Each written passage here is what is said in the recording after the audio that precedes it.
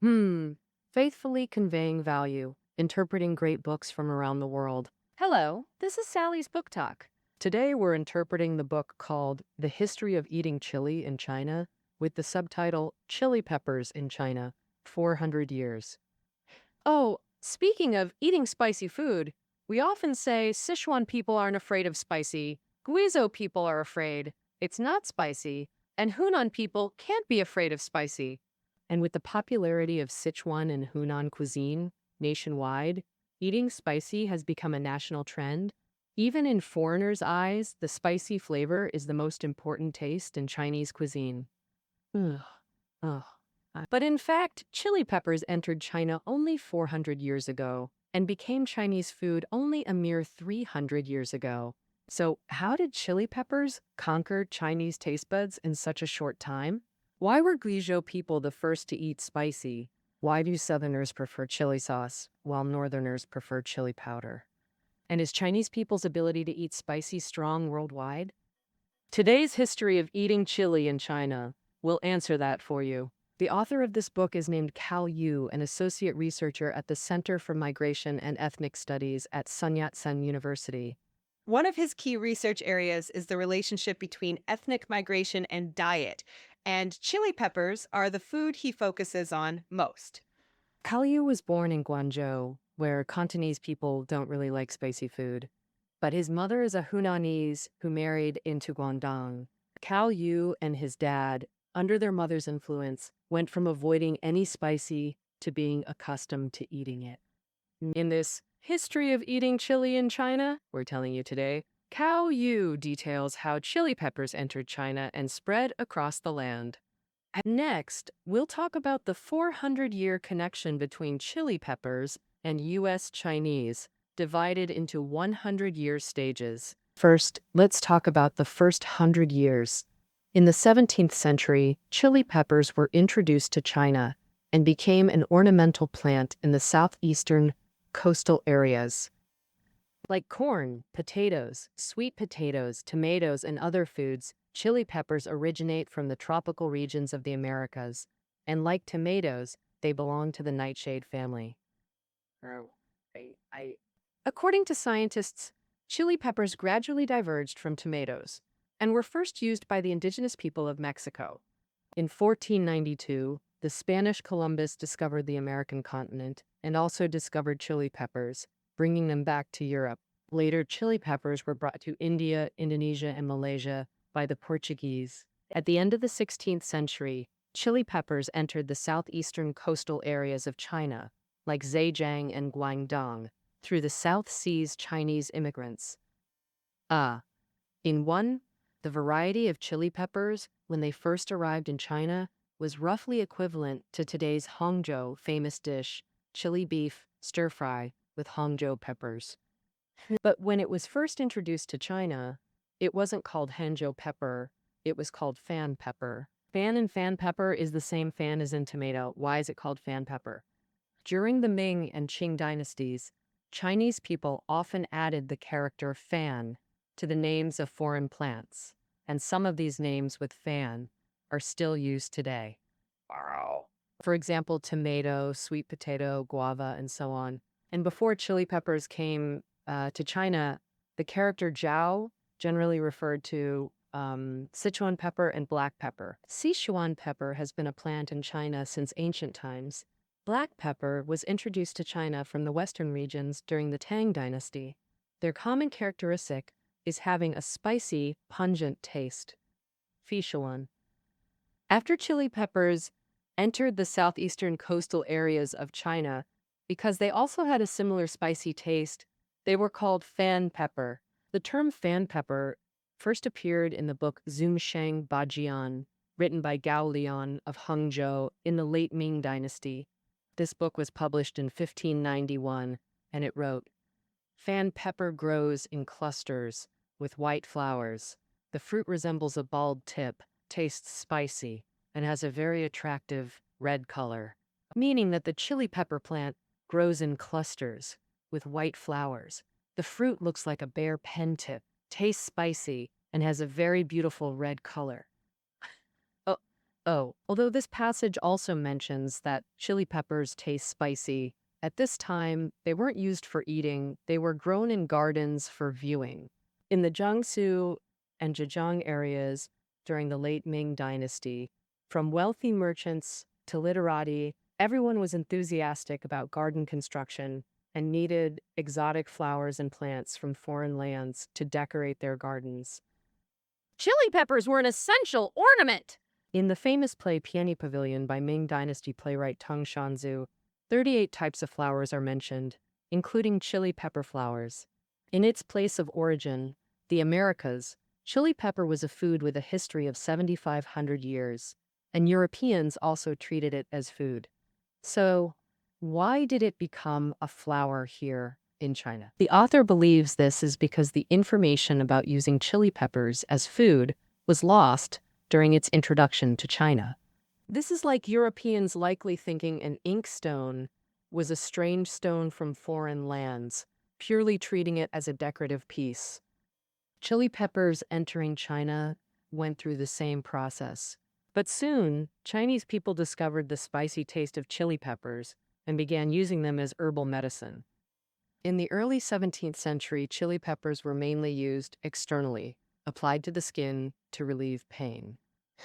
Modern medical research has also confirmed this efficacy of chili peppers.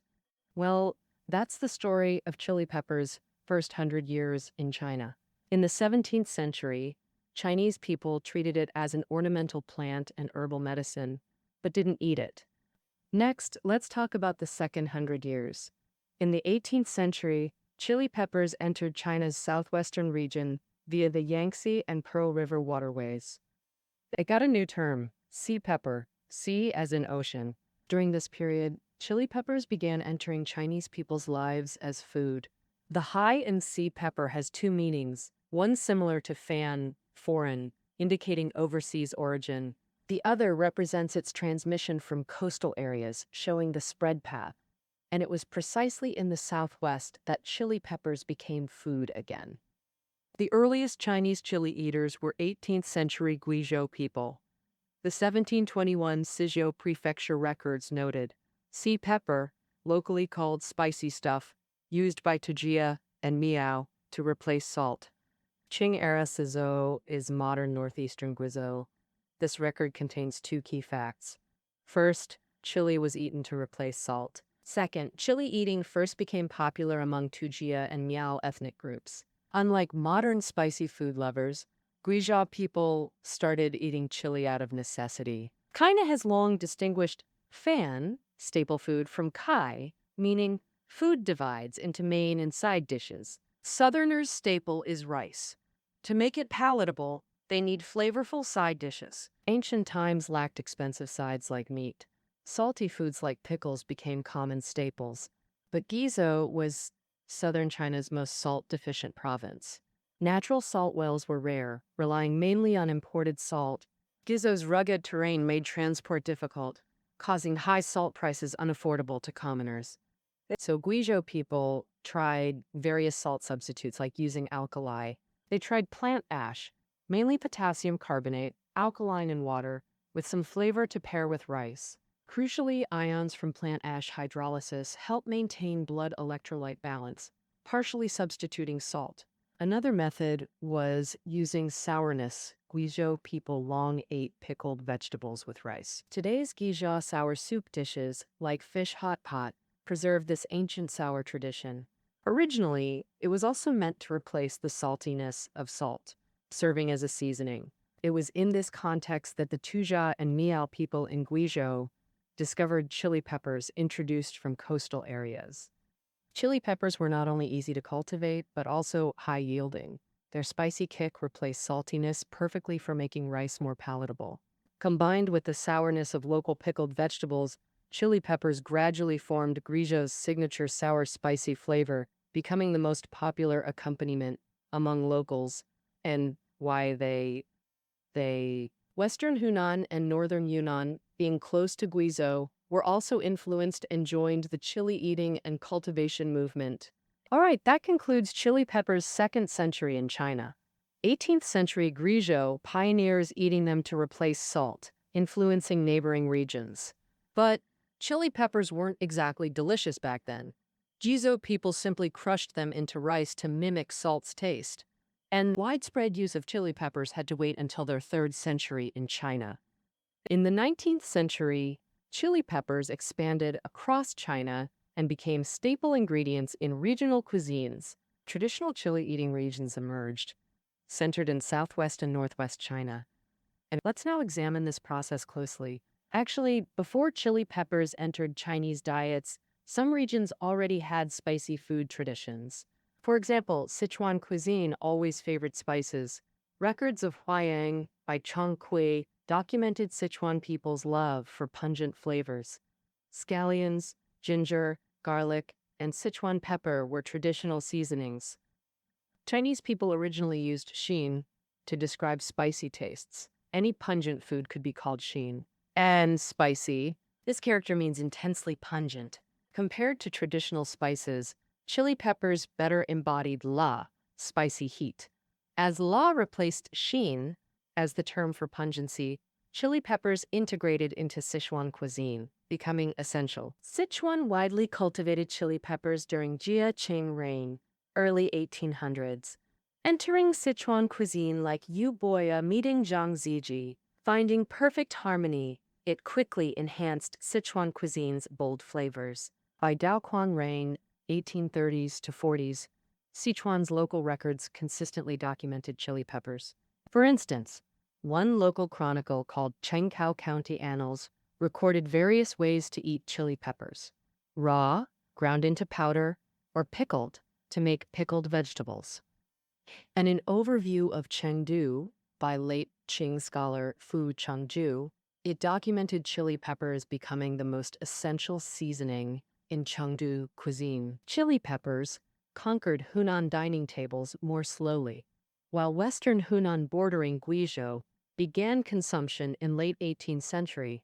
Province-wide adoption only emerged in late 19th century. Zhang Gofan, the renowned Hunan statesman of late Qing, was a devoted chili enthusiast.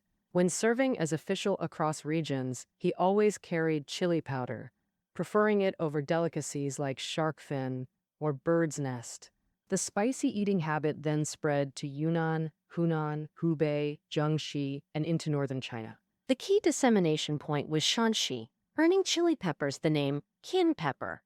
The Qin comes from Qin dynasty. The initial variety resembled Hangzhou peppers, tropical plants requiring warm climates. Though chili peppers quickly spread from Sichuan to Hanzhong in southern Shanxi, they struggled to cross Qinling Mountains northward. Not until 1860s to 70s did Sichuan develop cold-resistant line peppers, enabling the breakthrough. Chili peppers entered Shanxi's Guangzhou region, spread west to Gansu and Qinghai, east to Central Plains, gradually integrating into northern diets. Originating from Shanxi, chili peppers became known as Qin pepper in some northern areas. Meanwhile, Taiwan and northeast China had already adopted chili peppers as food. But their transmission differed. Dutch colonizers brought chili peppers to Taiwan during their occupation. Taiwan lacked Sichuan pepper, but grew abundant ginger, so they compared chili's taste to ginger, initially naming it fan ginger. Though fan uses the same character as in fan pepper, the meaning differs here. Taiwanese called indigenous people fan people. Since they first ate chili peppers, it was named fan ginger. Northeastern Chinese adopted chili peppers via Korean peninsula, where cultivation began in 18th century, gradually becoming essential for kimchi. Eating and growing chili peppers were gradually brought to northeast China by the Korean ethnic group. But overall, spicy food wasn't popular in traditional diets of Han and Manchu ethnic groups in the Northeast. The book's author discovered that in the 19th century, regional differences emerged: southern paste versus northern powder in chili consumption, meaning southerners mainly eat chili paste, while northerners prefer chili powder. The reasons for this distinction: one reason is climate. Southern humidity facilitates paste fermentation, while northern dryness aids powder storage. The other reason lies in cultural aspect. The word in traditional southern Chile regions, 19th century people consumed pastes like chopped chili, garlic chili, fermented bean chili, and beef chili, all pickled with added ingredients. Fermentation produces highly processed chili products. Those are southern regions like Sichuan and Guizhou are mountainous with poor transportation, leading to distinct language systems within short distances. Traditional paste making was household-based, with each family's unique recipe representing intimate family traditions. Thus, exchanging chili paste among southern friends signifies deep closeness. In northern Chile regions, people prefer powder, highly uniform, simply made by drying and grinding chilies. Northern plains fostered unified language. Convenient transportation enabled regional specialization, unlike southern self-sufficiency. The author believes this geography strengthened collective consciousness, leading to large-scale chili farming and standardized powder production. Shanxi people love oil splash chili, which appears slightly complex. Essentially, it's still chili powder with seasonings like sesame drenched in hot oil, a Shanxi delicacy. All right, that concludes chili peppers' 3rd century in China. By late 19th century, traditional chili eating regions formed, mainly in southwest, central Jiangxi, Hunan, Hubei, and northwest provinces. Due to climate, geography, and cultural differences, this North powder, South paste chili distinction emerged. Hearing this, you might ask, since chili peppers entered China through eastern coastal areas, why don't these regions eat much spicy food? As we mentioned earlier, chili peppers were initially consumed to make rice more palatable. The author believes Eastern regions were economically developed with abundant side dishes like meat, eggs, dairy, and fish. Chili wasn't essential, so it rarely entered their daily diet, and consumption contradicted some coastal food cultures. For example, Cantonese believe their humid climate causes internal heat, and chili's fiery nature exacerbates this health concern. So how did chili conquer the nation and win over everyone's taste buds? We now enter Chile's 4th century in China, the 20th century. This era's journey begins with the fusion of Jianghu cuisine and official cuisine. Chinese cuisine has long distinguished between Jianghu cuisine, commoners' food, and official cuisine, elite dishes, representing different social classes. Simply put, Jianghu cuisine fed commoners and merchants, while official cuisine served imperial banquets and aristocratic gatherings. Jianghu cuisine emphasized practicality. Though ingredients and methods varied regionally, its core purpose was filling stomachs affordably while enhancing rice's appeal. Thus, its cooking methods were straightforward, embracing bold flavors where chili naturally fit. Official cuisine, however, prioritized grandeur and refinement, epitomized by the Manchu Han imperial feast. Culinarily, it used complex techniques like braising and consommé for soft textures. Since people often lost teeth by their 40s to 50s, officials weren't young, so tender foods suited poor dentition. Moreover, to appeal to diverse officials, flavors stayed moderate, avoiding extremes that might disrupt banquets, leaving no room for chili. To elites back then, rice pairing spiciness was low class, utterly unfit for refined settings. We mentioned Zen Guofan earlier. Born in rural Hunan, he loved eating chili since childhood. When he entered officialdom, he discovered the upper class had no chili eating tradition. Even within Hunan's bureaucracy, some officials secretly mocked his background because he ate chili. But with the Qing dynasty's collapse, the citizen class rose, transforming the noble-commoner divide. During the Republic era, citizens became key restaurant patrons. They demanded affordable yet sophisticated dishes. Thus, Jianghu and official cuisines fused. Banquet halls reduced shark fin and bird's nest while adding home-style dishes. Wartime migration further transformed flavors during the anti-Japanese war. In early Republican Chengdu, banquet halls and spicy hot pot restaurants were equally popular, but spicy dominated by late war. Still, chili remained a regional preference during the Republic era. The author believes chili truly became national during Reform era population mobility, spreading tastes nationwide. But why did spiciness dominate instead of other flavors? Nationally popular foods, jianbing, hot pot, melatong, sushi, McDonald's, share four consistency traits. First, limited menus, often just 2 to 3 signature items, like jianbing's singular focus. Second, minimized human factors, convenient standardized operations. Like hamburgers, 2 buns, cheese, patty, veggies, sauce, all mass-produced. Chinese hot pot and malatang also need minimal chef intervention. Third, uniform ingredients shipped quickly, cheaply nationwide. Fourth, industrialized seasonings ensure fixed, consistent flavor. For instance, big bubble tea brands have their own formulas, and so do Korean BBQ and fried chicken. Spicy flavor is their favorite seasoning choice. First, its taste is highly distinctive. Second, spiciness masks frozen meats off flavors, maximizing ingredient use. Spicy flavor also blends easily with other tastes, creating unique corporate recipes. So from the food industry perspective, why did spicy flavors become universal? Regarding spiciness itself, it's addictive. Sweet, sour, bitter, spicy, salty. These are the traditional 5 flavors in Chinese cuisine. But actually, spiciness isn't a true taste. Our tongues have sour, sweet, butter, and salty taste buds, but no receptors for spiciness. You feel spiciness because capsaicin stimulates pain receptors in mouth and throat membranes, making it a pain sensation. Though painful, chili boosts heart rate and breathing while triggering endorphin release, creating pleasure. Like alcohol or coffee, it's addictive, making people love the pain chili delivers. Additionally, the author believes spicy eating aids socialization. Since spiciness is pain, eating spicy implies self-inflicted discomfort. Sharing spicy food means enduring pain together, building empathy, trust, and deeper bonds. Plus, compared to pricier cuisines like Beijing, Shandong, or Huayang, Sichuan and Hunan dishes are affordable and down to earth. The author surveyed urban migrants. Many eat less spicy at home than dining out, similar to drinking habits during social events versus home. Thus, in the 20th century, Chile's 4th century in China, it spread through migration, aided by standardization, addictiveness, and social benefits. Chili became nationwide popular, making Chinese cuisine globally famous for spiciness. But can Chinese people really handle spicy food?